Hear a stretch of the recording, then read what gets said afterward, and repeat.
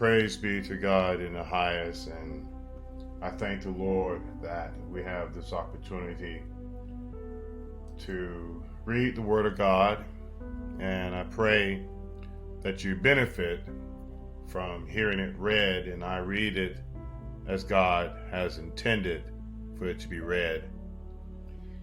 We're at Genesis 44th chapter, and the topic to be discussed, a silver cup in a sack. Now, Joseph gave these instructions to the steward of his house: fill the men's sacks with as much food as they can carry, and put each man silver in the mouth of his sack. Verse 2, then put my cup, the silver one, in the mouth of the youngest one's sack, along with the silver for his grain. And he did as Joseph said.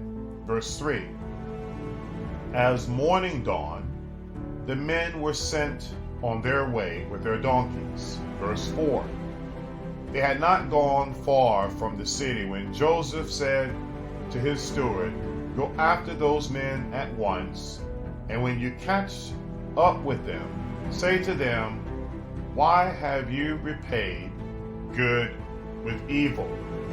Verse 5, isn't this the cup my master drinks from, and also uses for divination?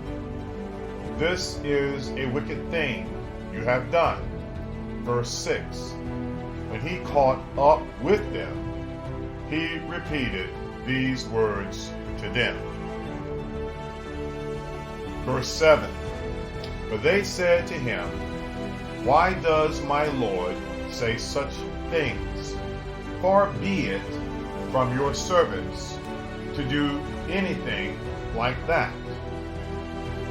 Verse 8, we even brought back to you from the land of Canaan the silver we found inside the mouths of our sacks. So why would we steal silver or gold from your master's house? Verse 9, if any of your servants is found to have it, he will die, and the rest of us will become my Lord's slaves. Verse 10, very well then, he said, let it be as you say. Whoever is found to have it will become my slave. The rest of you will be free from blame. Verse 11, each of them quickly lowered his sack to the ground and opened it. Verse 12, then the steward proceeded to search, beginning with the oldest and ending with the youngest. And the cup was found in Benjamin's sack. Verse 13, at this they tore their clothes. Then they all loaded their donkeys and returned to the city. Verse 14, Joseph was still in the house when Judah and his brothers came in, and they threw themselves to the ground before him. Verse 15, Joseph said to them, what is this you have done? Don't you know that a man like me can find things out by divination? Verse 16, what can we say, my lord? Judah replied, what can we say? How can we prove our innocence? God has uncovered your servant's guilt. We are now my Lord's slaves, we ourselves and the one who was found to have the cup. Verse 17, but Joseph said, far be it from me to do such a thing. Only the man who was found to have the cup will be my slave. The rest of you go back to your father in peace. Verse 18. Then Judah went up to him and said, Pardon your servant, my lord.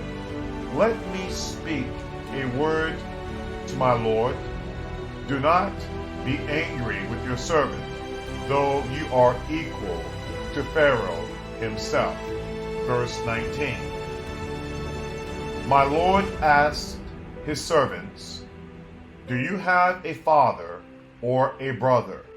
Verse 20. And we answered, We have an aged father, and there is a young son born to him in his old age. His brother is dead, and he is the only one of his mother's sons left, and his father loves him. Verse 21. Then you said to your servants, Bring him down to me, so I can see him for myself. Verse 22. And we said to my lord, The boy cannot leave his father. If he leaves him, his father will die. Verse 23. But you told your servants, Unless your youngest brother comes down with you, you will not see my face again. Verse 24. When we went back to your servant, my father, we told him what my lord has said. Verse 25. Then our father said, Go back and buy a little more food. Verse 26. But we said, We cannot go down, only if our youngest brother is with us. Will we go? We cannot see the man's face unless our youngest brother is with us. Verse 27. Your servant, my father, said to us, You know that my wife bore me 2 sons. Verse 28.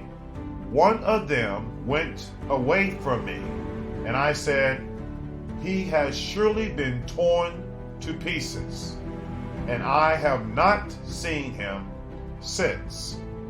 Verse 29. If you take this one from me too, and harm comes to him, you will bring my gray head down to the grave in misery. Verse 30. So now, if the boy is not with us when we go back to your servant, my father, and if my father, whose life is closely bound up with the boy's life, verse 31, sees that the boy isn't there, he will die. Your servants will bring the gray head of our father down to the grave in sorrow. Verse 32. Your servant guaranteed the boy's safety to my father. I said, If I do not bring him back to you, I will bear the blame before you, my father, all my life. Verse 33. Now then, please let your servant remain here as my lord's slave in place of the boy, and let the boy return with his brothers. Verse 34. How can I go back to my father if the boy is not with me? No, do not let me see the misery that would come on my father. Praise be to God for the reading of his divine and holy words in Genesis chapter 44. This is the end of the reading of Genesis chapter 44. We are a young channel, So please check the thumbs up and subscribe. Thanks.